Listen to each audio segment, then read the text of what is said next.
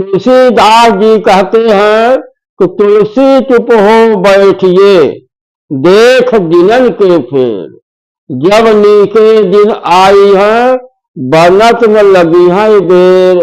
कि आप लोग जो है चुप होकर बैठिए, यानी शांत होकर किसी प्रकार का विचार मत करिए, केवल राम राम सीता राम जो है जपते रहिए।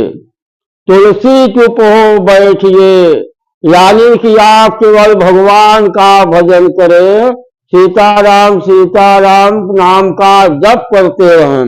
देख दिनन के फेर, यह देखिए कि जो भी अच्छा होगा वह अच्छा ही होगा, जो होगा वही अच्छा होगा, जो होने वाला है वह भी अच्छा होगा, और जो हो रहा है वह भी सब अच्छा ही अच्छा हो रहा है। तो आप लोग केवल समय का इंतजार करिए। जैसे किसी को किसी प्रकार का परेशानी है या संकट है, बाधा है, वह न तो अकुलाए, न घबराए, न चिंता करे, केवल समय का इंतजार करिए। सुबह होता है तो रात होती है, और सुख आता है तो दुख आता है, सब सगे भाई हैं।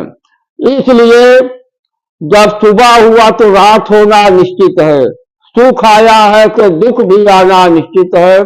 तो आप भगवान का भजन करते रहिए और समय का इंतजार करते रहें, क्योंकि बिना इच्छा, भगवान की इच्छा से कोई भी कार्य संसार में नहीं होता। जब जैसी उनकी इच्छा होती है उसी प्रकार से होता है। तो आप समय का इंतजार करते रहें और भगवान का भजन करते रहें। जब अच्छे दिन आपके आ जाएंगे, जब नीके दिन आई हैं, बनत न लगी है देर। जब अच्छे दिन आएंगे तो आपका बनने में, सुख आने में किसी प्रकार का विलंब नहीं होगा और न देर होगा। जैसे ही दुख की अवधि पूरी होगी और सुख का अवधि चालू हो जाएगा, उसी प्रकार से ठीक समय आने पर आपका सारा कार्य अपने आप बनता चला जाएगा। तो आप भी सोचेंगे कि देखो, मैंने भगवान के सहारे रह करके इंतजार किया और भगवान का भजन करते रहे। जब समय पूरा हुआ दुख जाने का और सुख आने का समय चालू हुआ, तो अपने आप सारा कार्य बनने लगा। जब भगवान की कृपा होती है तो सारे कार्य अपने आप बन जाते हैं, और जब भगवान नाराज होते हैं तो बनता हुआ भी काम अपने आप सब बिगड़ने लगता है। तो मनुष्य विचार करने लगता है अनेकों प्रकार का, कि कोई ग्रह बाधा है, या कोई जादू कर दिया है, कोई तंत्र मंत्र हमारे साथ कर दिया है। वह इन विषयों पर विचार करता रहता है और उसी में उसका मन लग जाता है। तो यह सब विचार छोड़ करके, कोई भी परेशानी आती है, कैसी परेशानी है, छोटी है, बड़ी है, आप जो है जहाँ परेशानी भी आए या कोई भी कार्य हो, आप केवल सीताराम नाम का जप करते रहें और विश्वास श्रद्धा के साथ करें। जो दुख आया है, संकट आया है, एक न एक दिन इसकी अवधि जो है पूरी हो जाएगी और संकट अपने आप सब गायब हो जाएगा। परंतु आप जब भगवान के शरणागत में रहेंगे, उनके शरण में रहेंगे, तभी वह कार्य होगा और तभी संकट दूर होगा। भगवान के शरण में रहने वाले के पास किसी प्रकार का संकट नहीं आता, और आता भी है तो वह उसको पता ही नहीं चलता संकट कब आया और कब चला गया। तो भगवान की कृपा से उसके सारे काम बनते चले जाते हैं।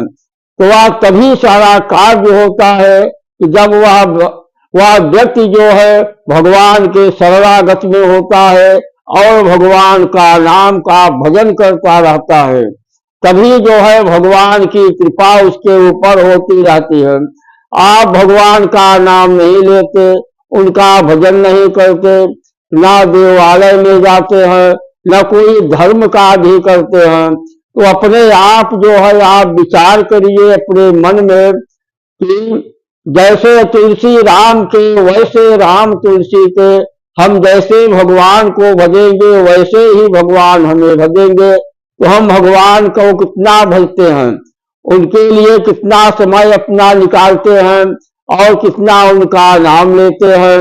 तो वह निर्णय जो है सब आपके मन के अंदर है, आपके विचार के अंदर है कि हमने तो भगवान को कोई समय नहीं दिया और ना भजन ही किया, तो भगवान हमारे ऊपर कितनी कृपा करे।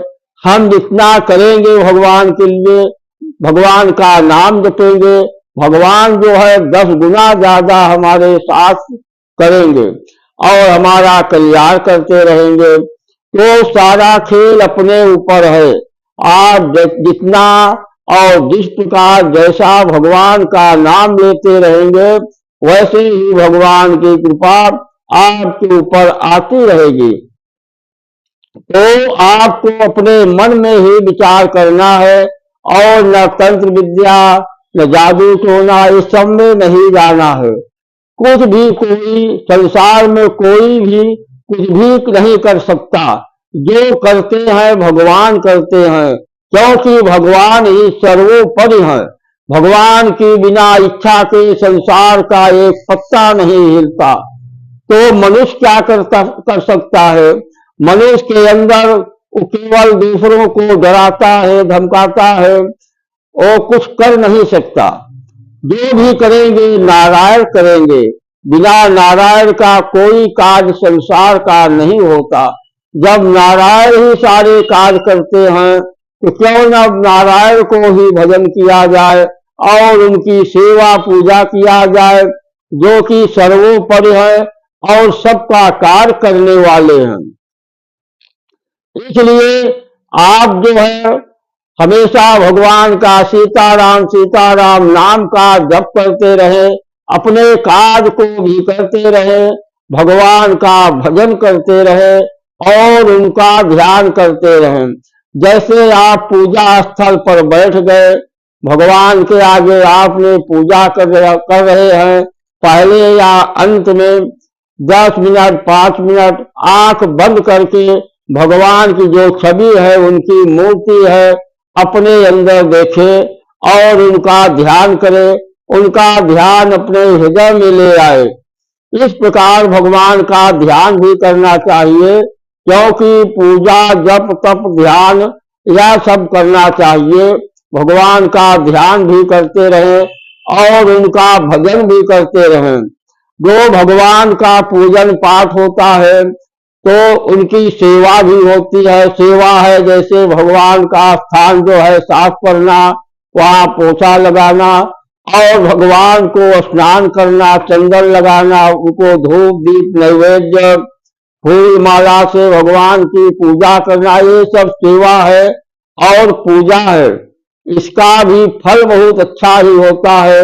यह पूजा पाठ आपकी जो है दैनिक क्रिया है कि आपका जन्म मनुष्य योनि में हुआ है तो अपना धर्म आप निभाए, केवल भगवान की सेवा पूजा भजन के लिए आपका जन्म हुआ है।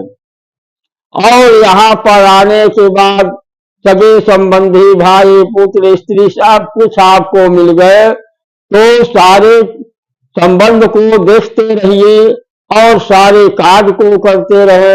आप जो है अपना तन जो है समाज को, परिवार को और गृहस्थाश्रम में लगाए रखें, परंतु आपका जो जबान है और मन है वो दोनों खाली रहते हैं।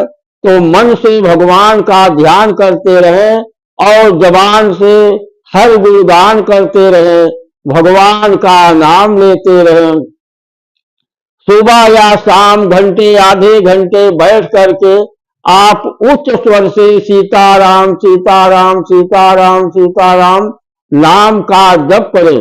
इस प्रकार आप धर्मार्थ कार्य हमेशा करते रहें और धर्म कार्य में लगे रहें, भगवान का भजन करते रहें।